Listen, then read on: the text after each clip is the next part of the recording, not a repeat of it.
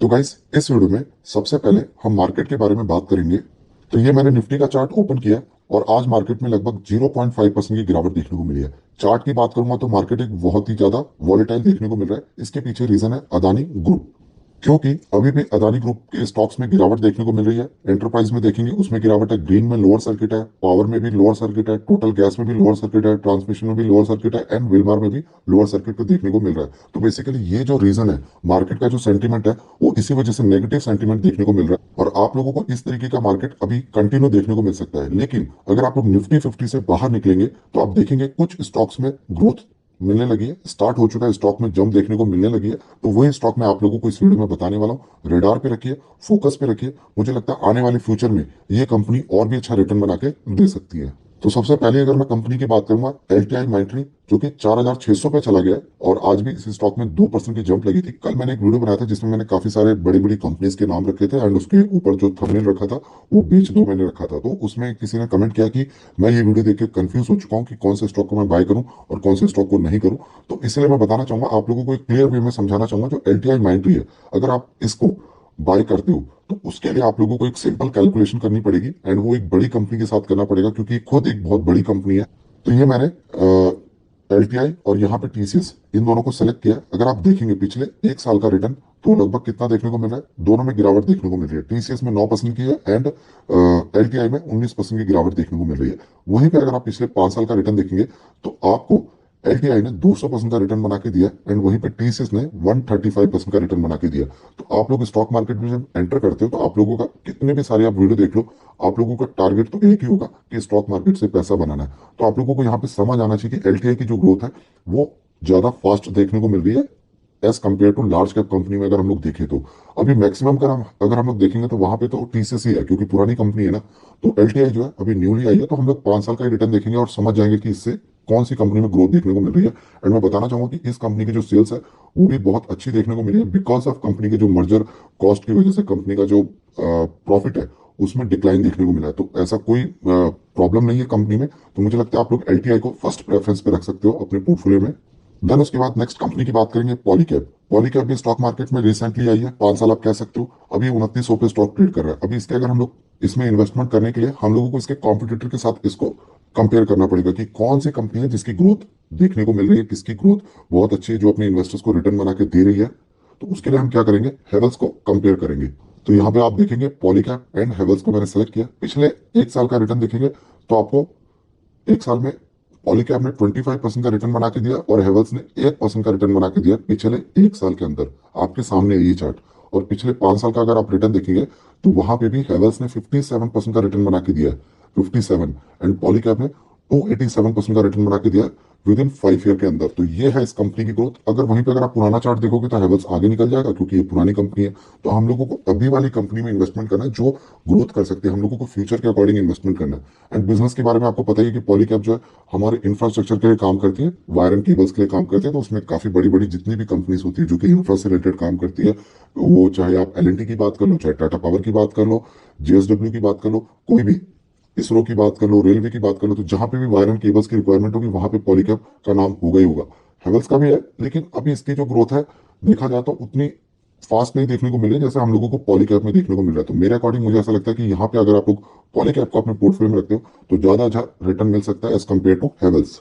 Then उसके बाद हम लोग बात करेंगे एक कंपोनेंट बनाने वाली कंपनी सोना बीएलडब्ल्यू, 472 पे आ चुका है। काफी लोग क्रिटिसाइज कर रहे थे मुझे, आपने क्या कंपनी बताइए, बेकार है सोना बीएलडब्ल्यू, फ्रॉड है ये वो, इसके मैनेजमेंट को लेके कमेंट करने लग गए थे। लेकिन मैंने कहा था कि देखिए पेशेंस रखिए, आप लोग स्टॉक मार्केट में न्यू आए हैं, आप लोगों को स्टॉक मार्केट का जल्दी नहीं मालूम पड़ेगा कि कौन सी कंपनी कैसा रिटर्न बना के देती है। मैं इसलिए नहीं बोल रहा हूँ 6% की जंप लगी है तो मैं बोल रहा हूँ कि बाय कर लो।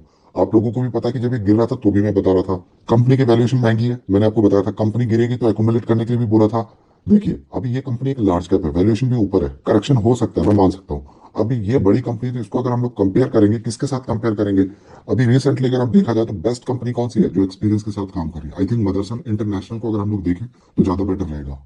तो ये मैंने सोना कॉम्स एंड मदरसन को सेलेक्ट कर लिया है और पिछले एक साल का रिटर्न देखेंगे तो मदरसन ने लगभग 33% की गिरावट दिखाई है एक साल के अंदर और वहीं पे सोना बीएलडब्ल्यू की लगभग 12% की गिरावट देखने को मिल रही है। इसको अगर हम लोग पिछले 5 साल का देखेंगे, यहाँ पे मैंने क्लिक किया एंड पिछले 5 साल का रिटर्न देखेंगे तो सोना कॉम्स ने अपने इन्वेस्टर को 25% का रिटर्न बना के दिया है। और आपको मैं बताना चाहूंगा, एक लार्ज कैप कंपनी से आप लोग इससे ज्यादा उम्मीद मत रखिएगा किसी भी कंपनी से, अगर आप देखेंगे तो, क्योंकि अभी ये न्यूली आई है स्टॉक मार्केट में, ये पुरानी कंपनी है और यहाँ पे लॉस हो रहा है लोगों को। मैं एग्जिट करने के बारे में नहीं बोल रहा हूँ, आपके सामने एक क्लियर पिक्चर रख रहा हूँ कि किस कंपनी में ग्रोथ देखने को मिल रही है। दोनों ऑटो कंपोनेंट से रिलेटेड काम करती है, ये भी बहुत पुरानी कंपनी है, ये अभी रिसेंटली स्टॉक मार्केट में आई है, तो 5 साल का चार्ट का कोई फायदा नहीं है, वहां पे मदरसन ऊपर निकल जाएगा। लेकिन अभी रिसेंटली आई है, अगर आप देखेंगे तो 25% की ग्रोथ देखने को मिली है विद इन 5 ईयर के अंदर, और 1 साल तो हुआ नहीं, 5 साल। तो यहाँ पे आप लोगों को सोना कॉमस्टार फोकस पे रखना चाहिए, क्योंकि ये अपकमिंग जो हमारे जो आने वाली जो प्रोडक्ट है उसके ऊपर काम करते हैं, इलेक्ट्रिक व्हीकल के ऊपर ज्यादा इस कंपनी का फोकस है, एंड नंबर्स भी आप लोगों ने देखे काफी अच्छे देखने को मिले। तो मुझे लगता है सोना कॉम्स को आप रडार पे रख सकते हैं, एक ह्यूज रिटर्न कमाना चाहते हो अगर फ्यूचर में स्टॉक मार्केट से। देन उसके बाद नेक्स्ट कंपनी की अगर मैं बात करूं, हिंदुस्तान फूड 571 पे है, कभी गिरता है तो आपको डर लगता है, सर आपने कौन सी कंपनी बताई, लॉस हो रहा है।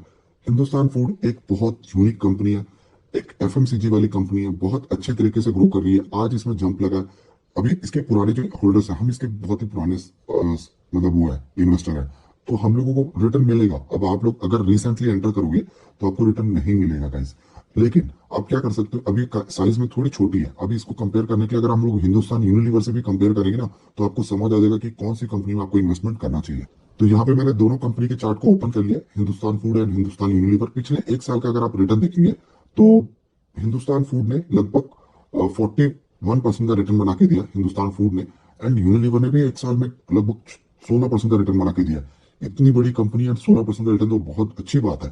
तो इसका मतलब हम लोगों को 5 साल में कुछ ना कुछ एक अच्छा रिटर्न मिलना चाहिए, और इसका भी 5 साल में अच्छा रिटर्न होना चाहिए।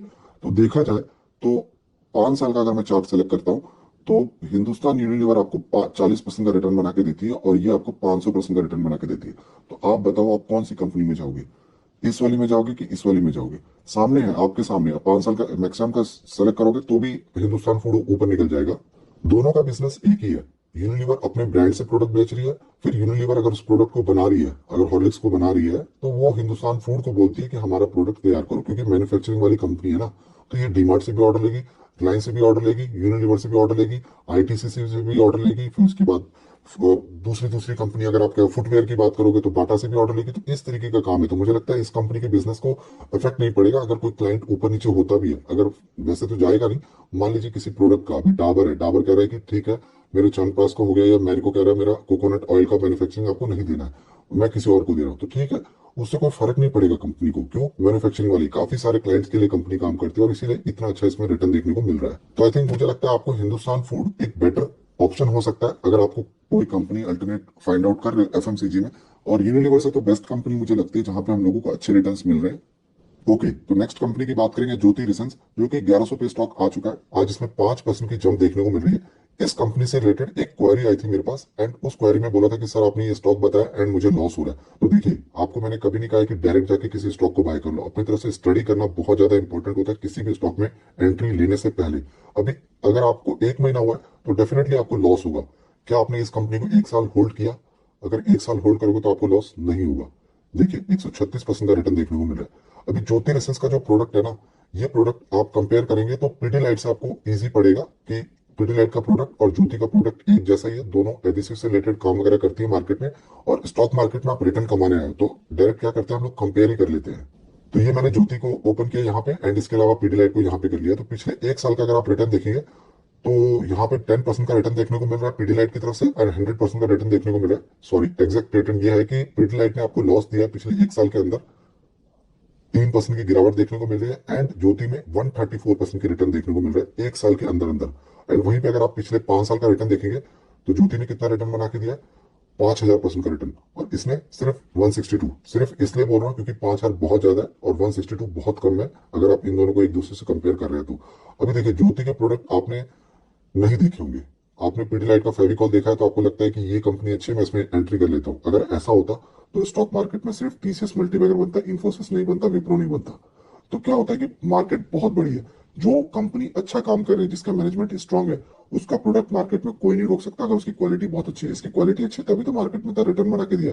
अभी पिडिलाइट का फेविकॉल बिक रहा है, ओके मैं मानता हूँ फेविकॉल बिक रहा है, लेकिन क्या पूरे वुड इंडस्ट्री को फेविकॉल ही चल रहा है? लेदर इंडस्ट्री को, टेक्सटाइल इंडस्ट्री को सिर्फ पिडिलाइट का माल जा रहा है? नहीं, वहां पे ज्योति भी है, निखिल भी है, एचपी भी है, हर एक कंपनी के अपने अपने काम चल रहे हैं। फोकस वहां पे करना चाहिए कौन सी कंपनी ज्यादा रिटर्न बना के दे रही है, किस कंपनी के नंबर्स अच्छे आ रहे हैं, किस कंपनी में अलग सा एक स्ट्रेंथ है। अभी ये कंपनी क्या करती है, अपने जो इसके प्लम्बर्स होते हैं उसको इंसेंटिव के रूप में ये पैकेजेस वगैरह देती रहती है, जिससे क्या होता है इसके प्लम्बर्स जो होते हैं वो इसके प्रोडक्ट को प्रमोट करते रहते हैं। वो इसके पास एक एडवांटेज है। बहुत अच्छे तरीके से कंपनी काम कर रही है, रिटर्न आपके सामने देखने को मिल रहा है। मुझे ऐसा लगता है आप ज्योति रिसर्च में उम्मीद रख सकते हो, आने वाला जो फ्यूचर है उसमें आपको इस कंपनी से और भी रिटर्न मिलेगा। कंपनी में अगर आप एंट्री करते हो तो कंपनी के क्वार्टरली बेसिस नंबर देखो, हर क्वार्टर कंपनी के नंबर आते हैं, और एंट्री करने से पहले उसके प्रोडक्ट के बारे में और अच्छे से देख लो कि किस तरीके से कौन कौन से स्टेट में कहाँ कहाँ पे इसके प्रोडक्ट को सेल किया जा रहा है, कंपनी कैसे काम करे, थोड़ा बहुत ही देखोगे तो उसके बाद एक्शन लेने के लिए आपको ईजी पड़ेगा। तो गाइस इस वीडियो में बस इतना ही। वीडियो अच्छी लगी तो लाइक कर सकते हो, और पहली बार आए तो चैनल को सब्सक्राइब कर सकते हो। इस तरीके की वीडियो देखने के लिए मिलते हैं नेक्स्ट वीडियो में दोस्तों, तब तक के लिए बाय बाय।